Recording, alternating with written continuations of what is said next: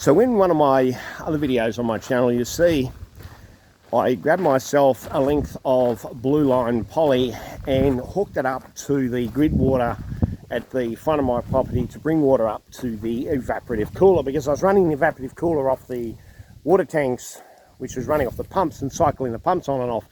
And I needed to get hold of an accumulator tank, but I couldn't get hold of one in the town that I live in, or the major town that's up the road. Welcome to living in Australia, trying to get hold of stuff. So what I ended up doing was just run a line of the blue line from the tap up to the evaporatives to get me through summer, the remaining of the summer for the evaporative, without having to cycle on and off the pumps, and eventually I'll get myself sorted out with the accumulator tank. So what I want to do is do a little bit of a look at how much water I've used in that evaporative and how much water we've got left in the tank, because you see our billing cycle with our bills for the water is every 2 months for the water rates and whatever we use, but there's also a yearly cycle, meaning at the start of August for this property, you've got 12 months and we're allowed to use up to 150,000 litres, then the price goes up and then it resets every 12 months. So August is reset. So from August last year until now, which is April, I've used a grand total of 4,000 litres from the grid just to run that evaporative. So what I want to do is have a look at our water tanks and see how many litres I've got left, because we're into summer now, we're starting to get our rains. So we're going to start topping tanks up. That's where my tank is. So this is a 25,000 litre tank. It's about half, so I've probably got around about 12,000 odd litres still left in this. So I really didn't need the water from the grid at all. So what we're going to do is we're going to disconnect that line now. So the property is, or my off-grid cabin here, is only coming from water tanks, nothing from the grid line at all. And we'll just have that as a backup if we ever need to plug into it on a really extra dry summer. So that's what I'm doing in this video. Now just come around the side of the cabin, we have a look here. We've got a couple of bobtails. So these here are bobtails, which are Western Australian. He's going to open his mouth and hiss at me in a minute. Kind of. There, you can pick them up. You don't want to get your finger in there, because if he locks onto your finger, you'll do a lot of damage. There's another one there. They come around for the water, so I leave them here. They can walk around. You're going to open up your mouth. Let's see if he's going to. Oh no, see, they know me. Anyway, there you go. There's a bobtail. A little bit off topic. I thought I'd throw that one in while I'm going down to the front. So here is the water that comes into my property here, and that's as far as it goes. And I plug into here. Well, I've got that disconnected now, so we can take that off. We don't need to use that now, so that can come off. That there can come off like this when I get my wrist. So I'm going to need to re-strap this up. So there's my grid water, and that's where the grid water comes in, and that's as far as it goes. And then what I did is I had this blue line here. I ran that blue line up there, up to the cabin, so I could get some extra water up to that evaporative. So this is the line we've got to take back out again. So we'll take that one out.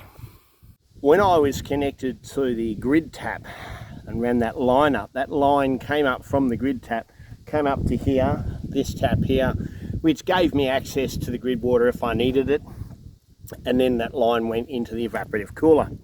So that line was separate to any other water line that runs around my property, because all the other water lines feed off the water tanks and the pumps. So you cannot have the grid water feeding into the same line as your tank water, so we don't have the chance of any bacteria backfeeding down the line and into the grid water. Kind of like it's a galvanic isolation when it comes to electricity. So our grid water and our tank water cannot be in any way connected.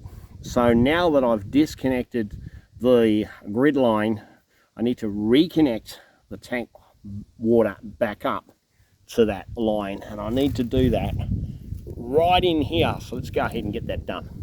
And there's our point where we're going to tie into. So there's our line coming up from the front of the property. So what we're going to do is I've run this blue line here. So this blue line runs from the water pump, and we're going to tie that blue line into here, right at that junction there. A few moments later. So we now have the pump water going into the line through this junction point here, the T point here. So that is going to feed the evaporative, as also running the water down to the front of my property to the tap down there. So let's go try it out. Let's turn the tap on and we'll feed the water down to into that other line. And the pump turns off, so that's quite handy. That means everything's sealing. Okay, so now we've got the pump pumping the water into that line. I just want to make sure that the taps are working. We've got no leaking in any of the joins there, so you'll make sure this tap, I think you can see that one's working. So now we're going to go down to the next tap down and make sure we got water out of that tap. So this is our next tap, and we're going to make sure that there's water down here, which there should be.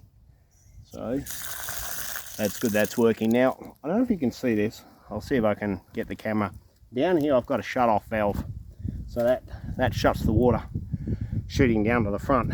Now I have pulled that line up, but there's still a little bit of that line existing, and I have that there in case I ever need to tie the grid water from that tap back into this line again. I disconnect it from the pump and I can tie into it like we did in the earlier video, which we've just unhooked in this video. So I'm going to leave that tap on. I'm going to go down here. I'm going to make sure that that tie-in point is not leaking. So you can kind of see with off-grid living, it's not just about solar. It's about being able to manage your water as well as all other things. So just under this rock under here, let me move your location. So under the rock here that's the tie-in location. That's where the pipe came into. So we've now capped that off. So that is just going to stay there like that. Gonna put that like that. We'll just cover that one up for now. And what that's going to do, that's going to give me the ability to, I need to get the grid water tied back into that line to feed water up to the cabin in case we get long droughts and I do run out of water. But now that I've got the water tank, I've got the bigger water tank in now, so I've now got 34,000 litres of water on storage now, and I'm also getting that big shed built, so that's certainly going to increase our chances of collecting water when we do get the odd summer storm. So I should not need to use grid water again to tie up into the house to run that evaporator. So I should be able to run it from the tanks.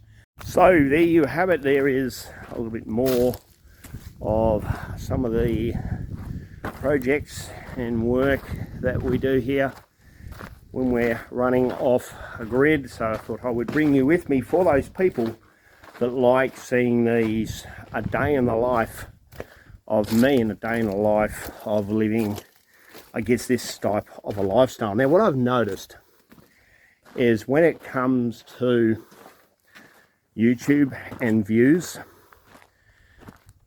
everyone's interested in products to buy and testing of products.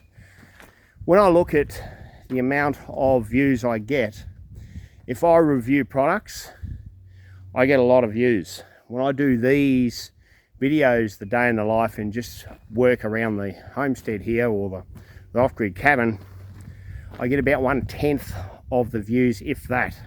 So hopefully I get enough people that like these videos to keep the channel running with this type of content on top of some review videos. So if you do like this type of content, leave a comment below. Let me know if it's what you're liking. Give me a thumbs up. I'll wait for the next awesome video that'll be coming out on the Off Grid channel.